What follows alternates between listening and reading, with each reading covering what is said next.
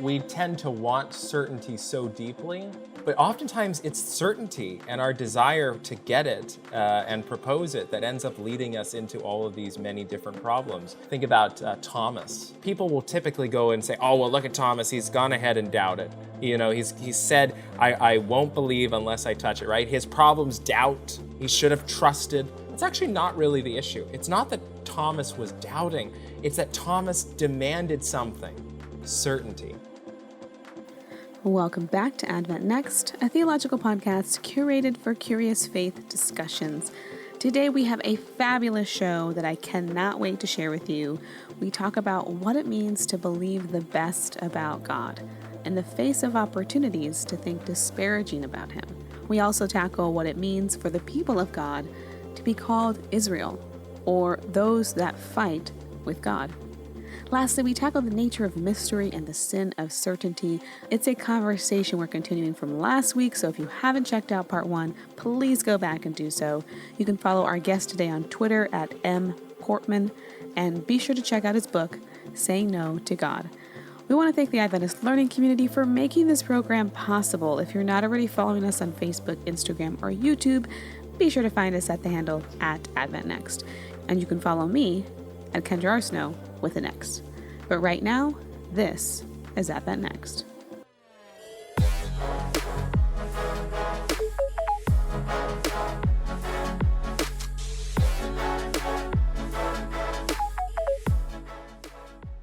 And I really love this because, God presents himself to be more severe than he is.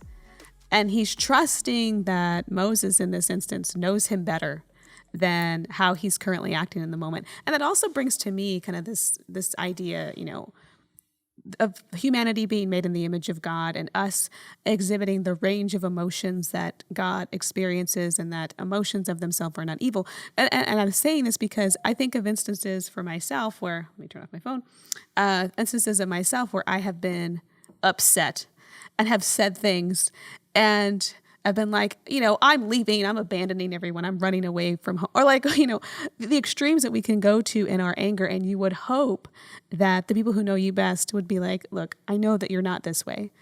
So let's just take a moment, let's breathe. This is not who you are. Let's talk this out. Instead of being like, you know what, that's a great idea. You should totally pack your bags and abandon everyone. Like that, you you would hope that the people who know you are also looking to your better nature. And to see that type of relationship happening in that moment is it feels very human, right? It feels almost human-like.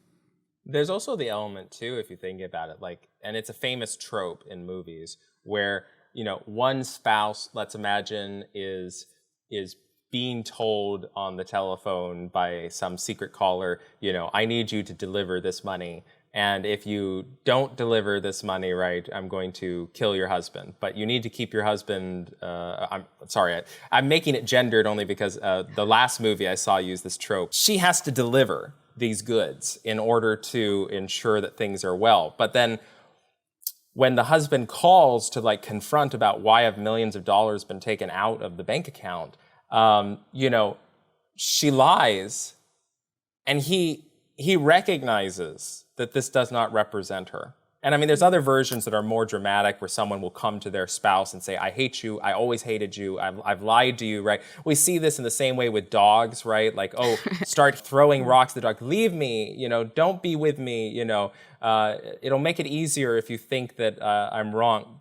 The point is, the value that's always presented in these movies is that the individual who truly knows their spouse or truly loves understands the difference between an action and their core. And if they somehow mistake these divergent actions as their core, then they really didn't know their core, right? They're willing to believe practically anything. So, it's funny because it's a common, value to believe that someone truly knows who you are. So even like you said, if you get upset or if there are circumstances where someone has to lie to you, the hope is you really won't believe the lie. But you'll sense that there must be a reason for why it's happening, and then you'll proceed to seek that reason. I love this idea. So I want to continue going through a couple other examples, maybe some Bible characters that we can get into, because there's so many applications that I think are applicable. And I want to see how this really kind of transforms our own relationship with God. Because when I'm hearing this, and we talked a little bit yesterday, so maybe I'm getting ahead of myself, but like what I'm hearing is like sometimes the church, if we just accept that we allow these severe images of who he is to actually be who we think that he is. And if we are, by beholding, we become changed. If by seeing these severe images of who he is and we think that's who he really is and that's who he wants us to be, we in turn will be severe human beings, right? There will be moments that we act in harshness or unlovingness because we see, well, this is how God is. And for example, LGBT youth, I know a number of friends whose parents kicked them out the house when they were like 16 years old, right? Because they came out as gay, and that they were willing to let their children be homeless because they thought this was the righteous thing to do, right? And so you see these acts of severity happening in the church, and because you think, well, this is what God thinks, and this is what God would do, and we don't challenge that severity and say, but I think he's better than that.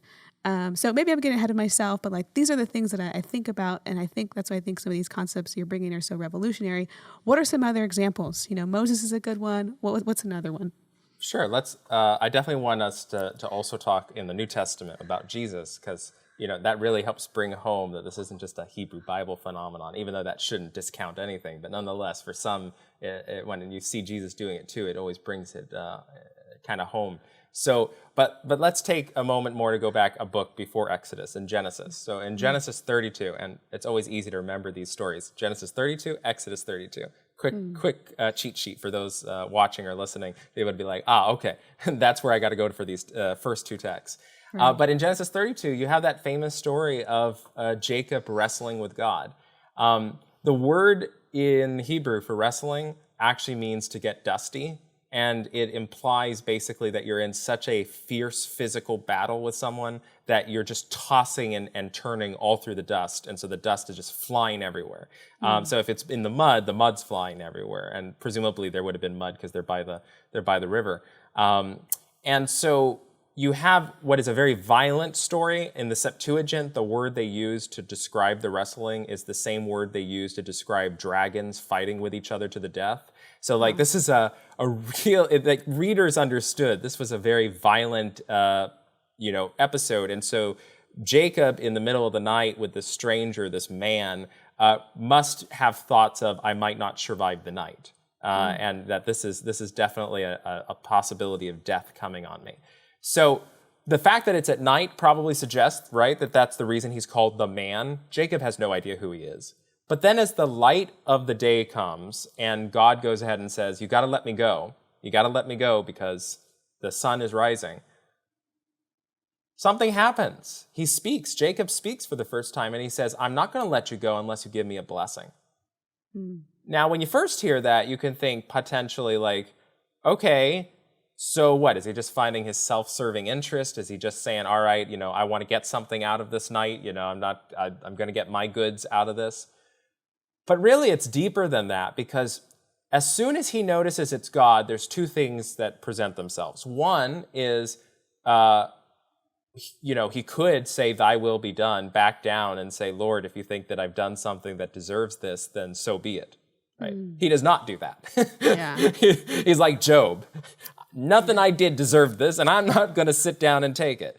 Right. So he stands his ground. Doesn't let God's authority bother him, and the fact that God clearly had a will to attack him. He could care less. But demanding a blessing is interesting because, of course, what had God promised Jacob? What had God's relationship been with Jacob and his ancestors with Abraham? It had been, I'm going to bless you. I'm going to bless you as I promised Abraham. I'm going to continue to succeed and make you good. I am this God who cares about you. The moment he sees God attacking him, right, it doesn't call it a curse, but it's clearly the opposite of a blessing. right? So it's a non-blessing and a deathly non-blessing. So whatever language we want to extra biblically describe that as, we can at least say it's a bad thing. So what ends up happening then is we're looking at Jacob asking God not for something selfishly, but in a sense beseeching God to give him what God is. I don't want you to leave me, because if you leave me, I will only think you came here in order to hurt me and I fought you off. Right? I want a blessing because that's what you are. It's what you promised. And if I have that, then I'm confirming I know who you are. This is not you. So what then does God end up giving as the blessing? God says, your name will no longer be Jacob, it will be Israel. For you have fought God and you have prevailed, won, overcome. Lots of different ways you can translate that ending there, but in the Hebrew it means you won, not God. That's the literal meaning. God didn't do it, you did. But then what does the name Israel mean? Right? The God fighter. So then this becomes this fascinating paradox in which God attacks and fights Jacob. Jacob demands that he gets a blessing, that God show himself as the blessing he was. And then what he gets as a blessing is, you are the one who fights God. Your people will be the ones who fight God. And this is what I want. Wow. Right? So then you start to, again, like Exodus 32, go, this seems like a test. This seems like this is not something God is changing with. This is something God is instigating. God is like provoking. And so that begins to open up all kinds of interesting realities. But especially important is that this is the name of the people of God. Right? This is not, stubborn Israel, they're always fighting God. This is, God wants you to be fighters. And in the context of Genesis 32, it seems that what it's saying is that God wants people to care enough about who his true identity is, that they will always seek a blessing in opposition to what looks like a sort of negative view of God. That the people of Israel are those who are going to constantly fight against bad images of God to assert better ones. So...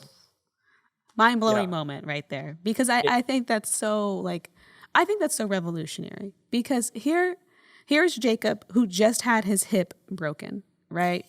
And it's like, if he were to let go of God in that moment, God would just be the guy who broke my hip, right?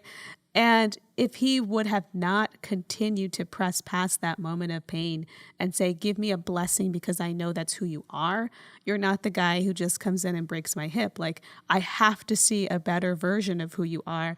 I cannot stop here. And that's so powerful, because he does get it. He does get the blessing. And on top of that, the blessing is that he gets a better image of who God is. That he's not just the guy who comes and breaks your hip. He's the guy who's coming, and there might be adversity, but he's not going to leave you there. I think that's just such a powerful image. And it's really important to recognize, right, that this is the name of the people of God. This is not a minor text, right? Sometimes people will look at the Exodus 32 story and go, oh, well, it's just an episode. This is not just an episode in Jacob's life. This is the defining moment of Israel's identity. So this isn't something Christians can just brush off as one of the oddities in the Old Testament. It's like, no, this is one of those core texts. Like, you're going to have to wrestle with this one.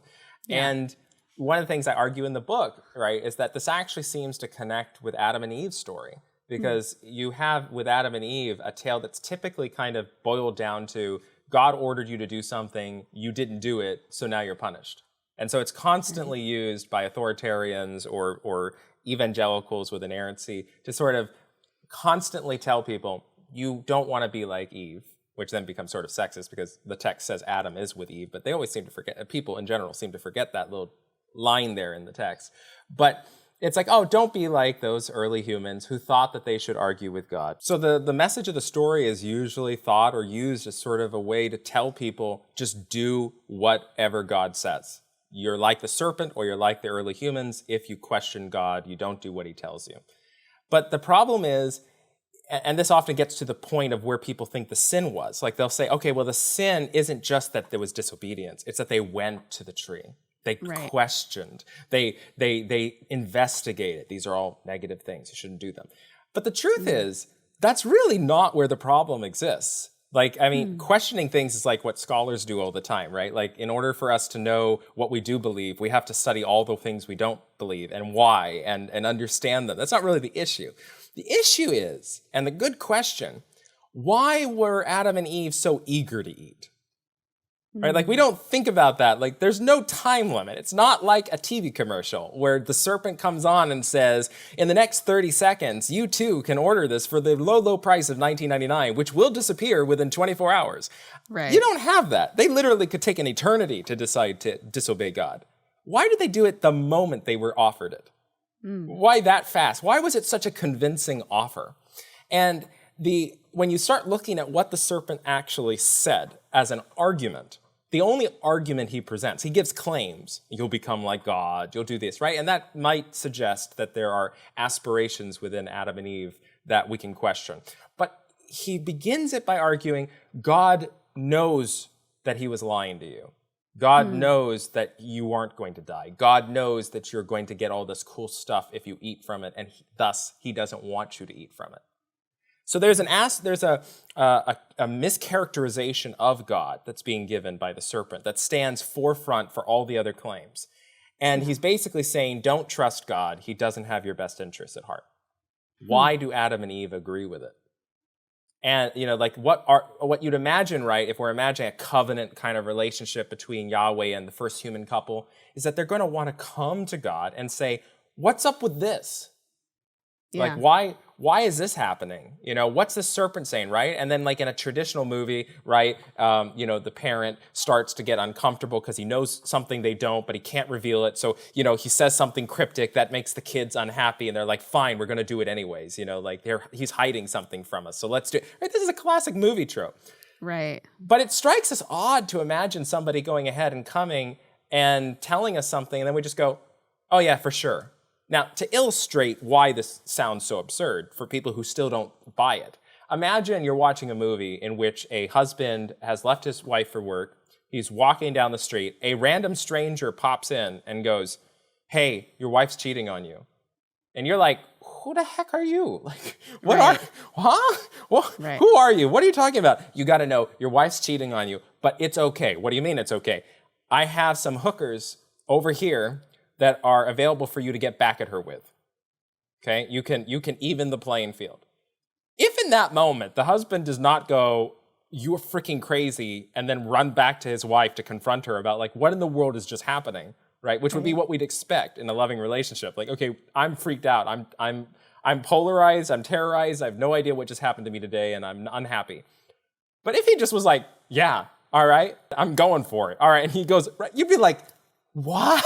Like, okay, that relationship broke down a long time ago. Like, this is not just happening. You would not say, oh man, that stranger was so crafty. That stranger really deceived that husband about it. Right. You'd be like, what? This is clearly an issue that was already there. All this guy is doing is, just the catalyst for having an action, a consequence develop from what was already wrong.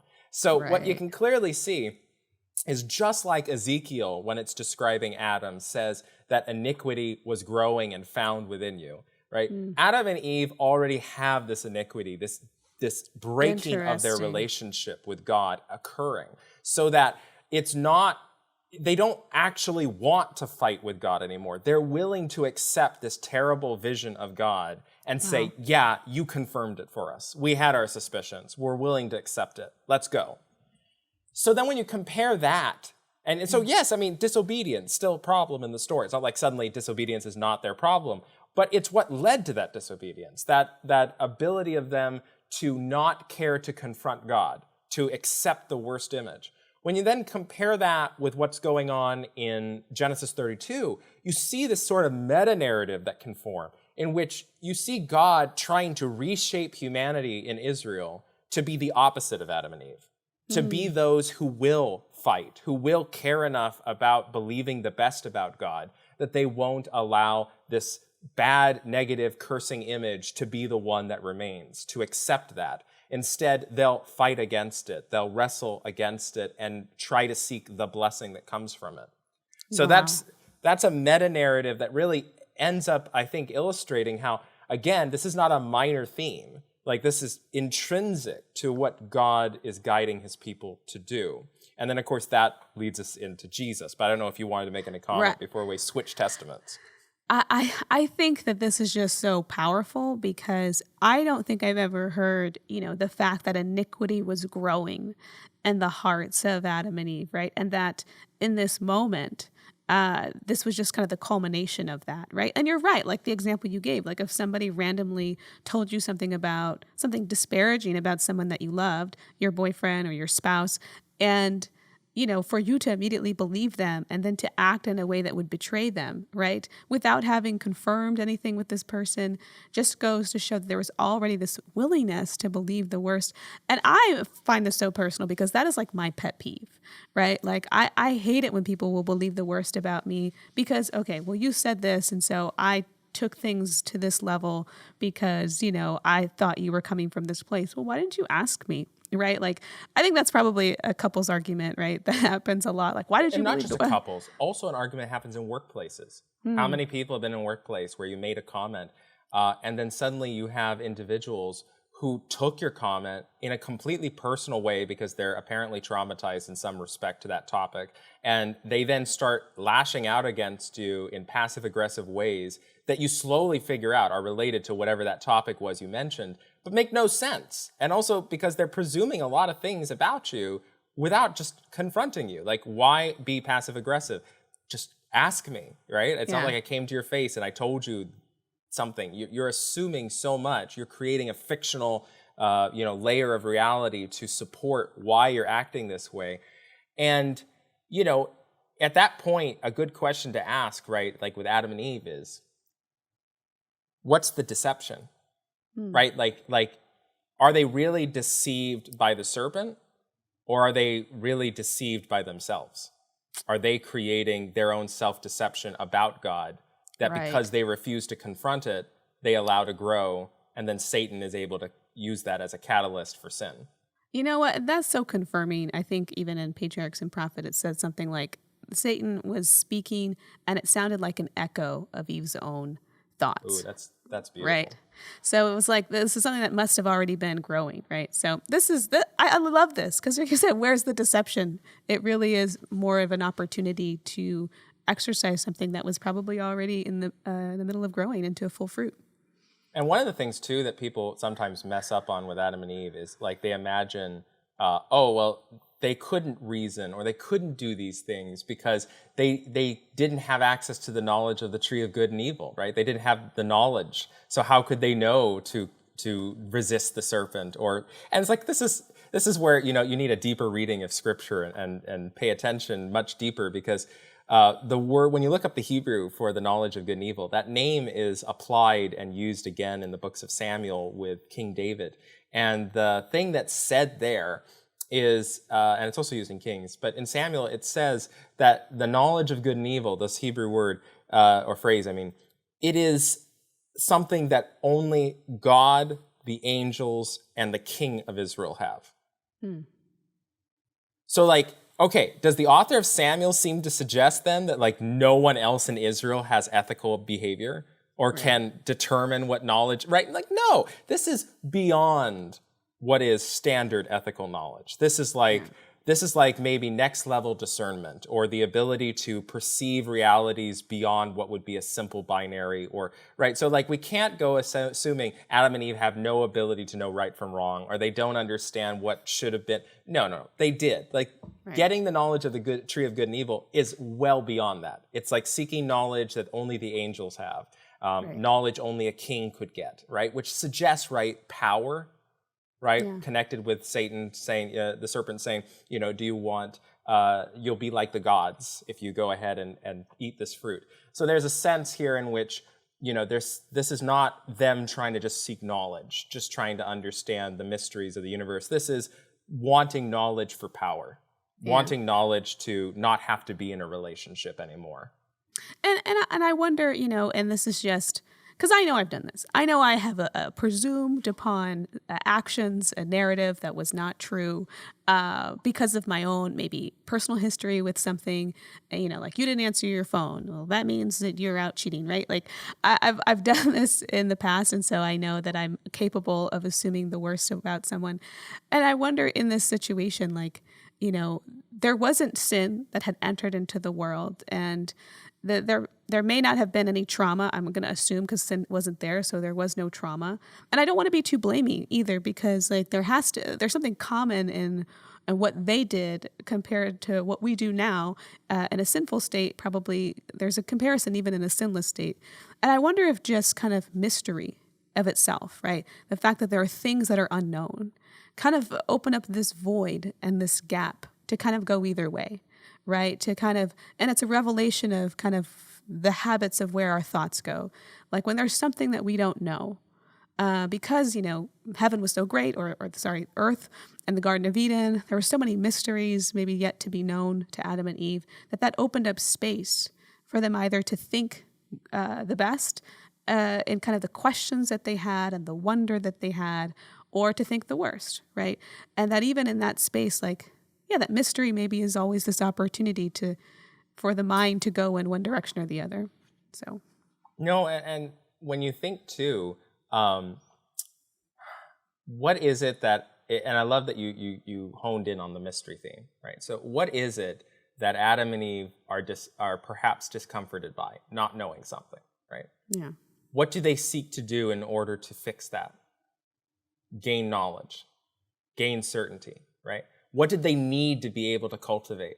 An ability to sit in the dark, an ability to handle their doubts without immediately having an answer for them, without immediately proposing one, right? Yeah. So, Peter Enns has a great book, if someone hasn't read it, called The Sin of Certainty. It's a recommended book for anyone. It's a really great one.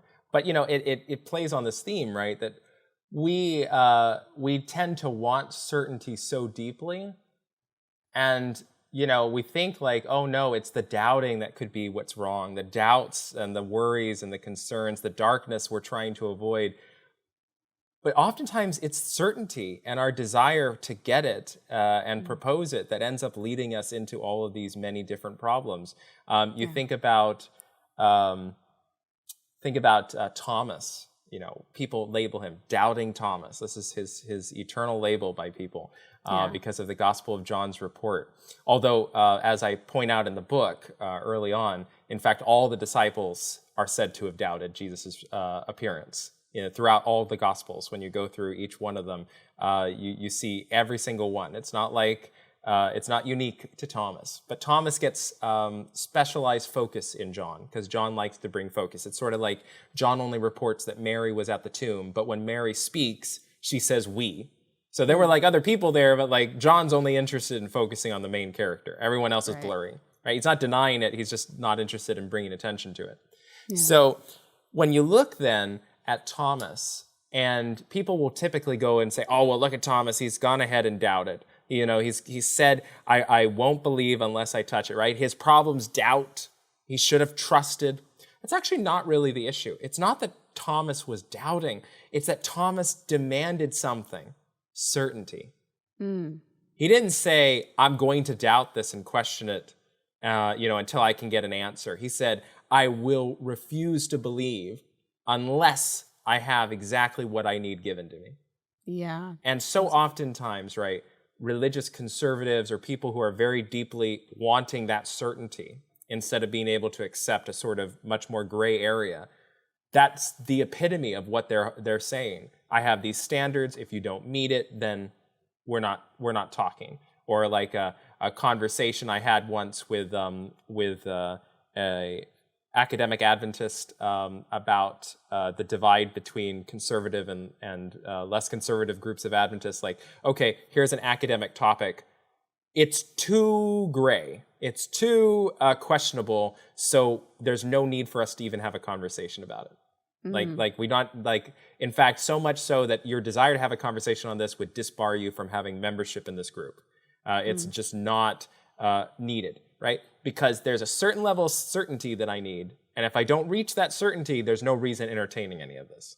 Yeah. So, right, like that, too often we end up missing the point and putting the blame on doubt, when really in the Bible, oftentimes doubt is everywhere, and usually quite often in a good light, right? Job is praised at the end of the book, despite the fact that almost the entire book he's casting doubt on God. It's not about the fact that you cast doubt or you have questions.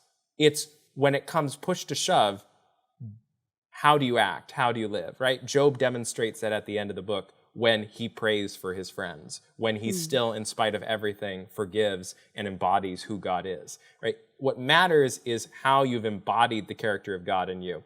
The process of doubt is just inevitably part of that growth. And when we try to mistake that growth for the problem, what ends up happening? We don't grow. Right. So it's like, Jesus said, in the end of time, will there be faith, right? And I think it's that movement into the direction of, I don't know everything, but I'm choosing to lean in this direction. Right. And so yeah, I think this is interesting. So you have some New Testament. Oh, go ahead. Faith is perfect. No, faith is perfect, right? Because that's the key word for the Jesus stories that deal with the same thing is faith. And what does faith mean? It means to have a trust, right? But what is your trust in, right? And oftentimes people think the trust is in the words. You trust that what you've heard the word said, that's what God's will is, and you'll just do it, right? But then what trust does Moses have in Exodus 32 and Jacob has, right? It's a trust in God's character, in his revelation over time to them, in his consistency, in who God is intrinsically. It's not a trust that's simply rooted in, well, God said this, so that must settle it. I could hardly get myself to cut our conversation off at this point, but I want you to be able to spend some time with the insights from this week. So stay tuned for next week. If you think the conversation can't get better, just wait.